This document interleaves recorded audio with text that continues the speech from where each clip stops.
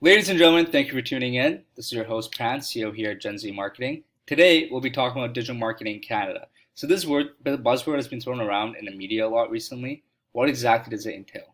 Well, as digital marketing experts, here's our 2 cents.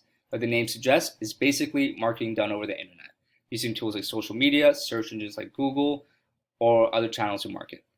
So basically, you being on the internet, you've been subject to digital marketing, either through Facebook ads or YouTube ads. Maybe you found this video while you're searching for digital marketing Canada or digital marketing Toronto.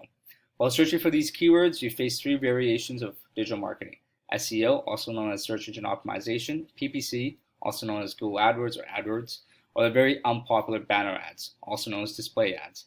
If you found us through the search engines, that means SEO worked on you because we don't run any sort of ads. SEO isn't really technically ads because it's a way of bringing organic traffic to your website, but by manipulating the search engines. That's another story. Social media ads, such as the ones that you'll see on Facebook and Instagram, and how you're being individually targeted. So, for example, for us, me being in the digital marketing field, I get these annoying YouTube ads by Squarespace. Well, it sometimes transitions into Google banner ads. That, ladies and gentlemen, is the beauty of digital marketing. Lastly, influencer marketing. This is a hotly contested topic. For the sake of this video, I'm going to include it under the digital marketing umbrella.